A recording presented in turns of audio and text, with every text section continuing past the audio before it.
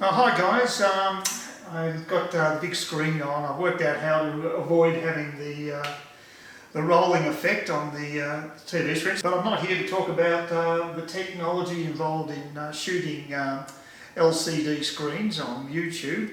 I'm here to talk about what's happening in Boca Chica, Texas. There's supposed to be a lot more happening than what's occurred recently. We've hit a bit of a roadblock actually, because on April Fool's Day it was envisaged we would have the tests taking place with first off a cryo test to pump liquid nitrogen into that tank to make sure that it could handle the pressure. This was the same test that was carried out in November on the first Starship prototype that blew its top. So it's it's a bit of a fingernail biting exercise.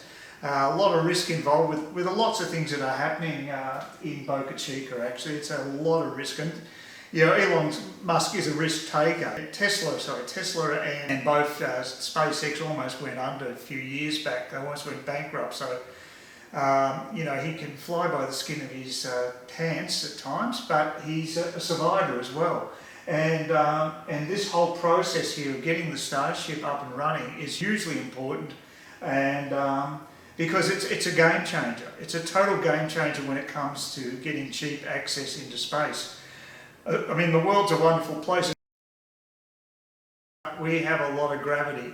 We're living in a huge gravity well, and it takes a lot of energy to get vehicles into orbit. And by having a totally reusable vehicle such as Starship, the price of access to space is going to plummet. To give you an illustration, Elon has worked out that he's estimated that the actual cost of each Starship flight, should be about $2 million. Now that may sound like a fair bit of money to you and me, but it's chicken feed when you compare to what it actually costs to send a spaceship into space these days. SpaceX is one of the cheapest, well, probably is the cheapest operator around. And to put a Falcon Heavy into orbit is going to cost you $90 million a launch, and that's because it's partially reusable.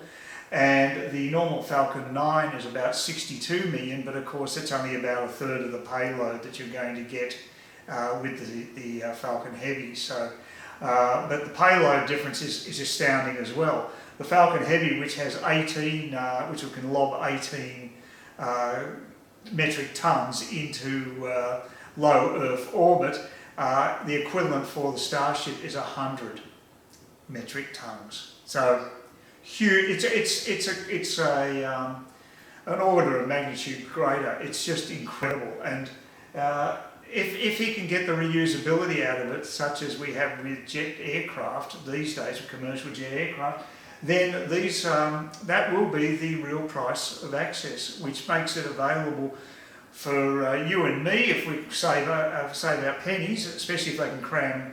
I think that there's plans that costly cram 1,000 people into the Starships to do point-to-point journeys within Earth itself, but going into zero gravity for a short period of time during that trip. But to go to Mars and the Moon and what have you, if you have a crew, he's looking at 100 people in each of those. So that's an expensive proposition, but not so expensive for a company that wants self-sustainable economy that's outside of Earth's gravity well is huge, because it means that once you mine the metals and the oxygen and the water and what have you that you can actually get on the Moon and in asteroids, once you actually are able to produce your own fuel up there in a low gravity well environment, then getting access to space is so much cheaper as far as energy is concerned, and it makes it much more viable. And I think Jeff Bezos is on the money here. He has his vision is to actually have a garden Earth at one point, and all the industry will be off-world. And that would be wonderful if he can pull it off. I think it is feasible in the long term, but it's going to be an expensive and dangerous proposition initially. But if Elon Musk can make this Starship work the way he's planning on making it work, then it is a huge game changer. And it is going to make the possibilities of construction of gigantic structures in space through companies such as Made in Space. There are a number of companies that are working on this now that can produce these incredibly long trusses, and we can have these gigantic structures in space that don't have to worry about gravity. And as long as the raw materials can be sourced outside of the Earth, you can get the raw materials to a fairly cheaply. So the potential here is gigantic. It's not just about getting this one ship made, it's about making a production line of 100 of these Starships.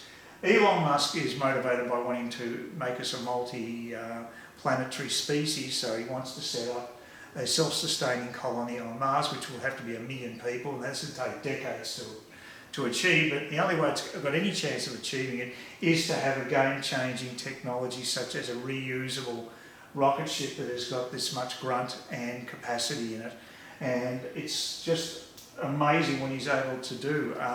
But right now, what we're waiting to have happen is to have this cryo test, and then we can have a static fire test. So the 3 Raptor engines that are on the launch stand will fire up. It won't lift off, but after that, if that all goes successfully, then we'll be looking at the eventually having a 150 metre hop. Now that could happen as early as tomorrow. It looks as though it's been aborted today. They were going to do the cryo test about an hour ago, but it's been aborted apparently. I just looked at the Twitter feed, and while I'm actually filming this particular video, this is the status, but this is a very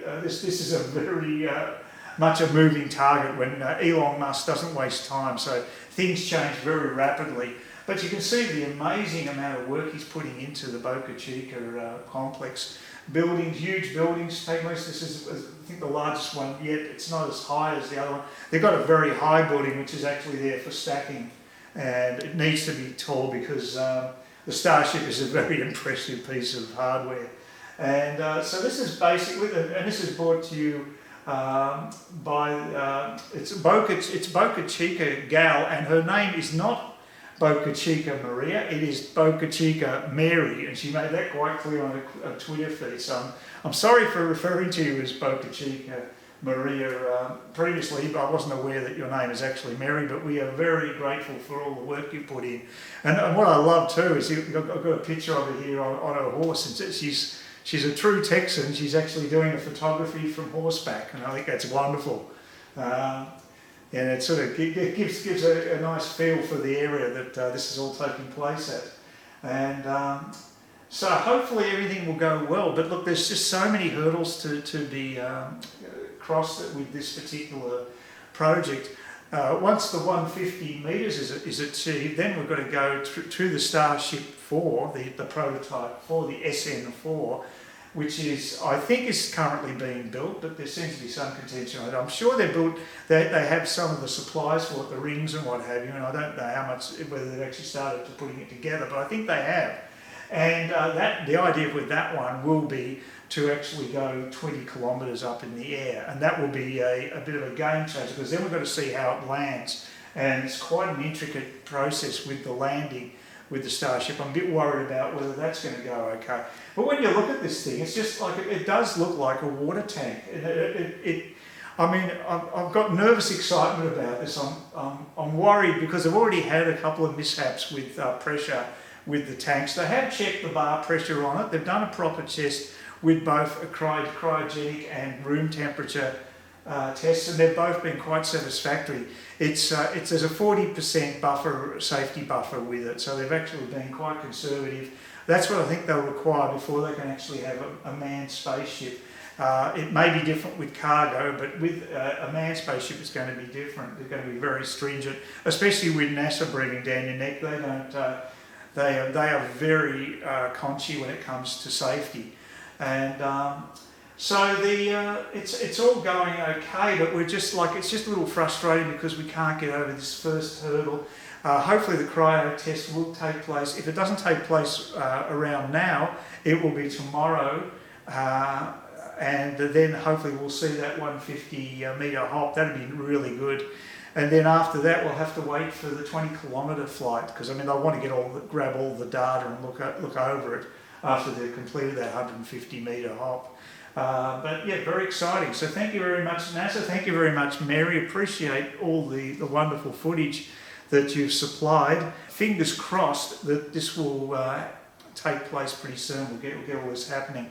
And the one thing I really want to emphasise is that what's different about the Starship is because it's a reusable spacecraft, if they don't destroy the prototypes in the process of, say, doing cryo tests or what have you, if they're intact, they can fly these things multiple times a day once they get used to the technology. So it means that basically the iterations of these prototypes can be tested very quickly, and they'll get so much more data than in a conventional testing program where you have to build each rocket each time. This time, if they don't trash them during the stress tests, then they'll be able to reuse them and get even more data. So it should speed up the process of development.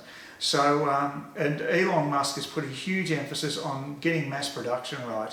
So it's all looking really good. It's we're all impatient. I'm extremely impatient. I really want to see this thing fly.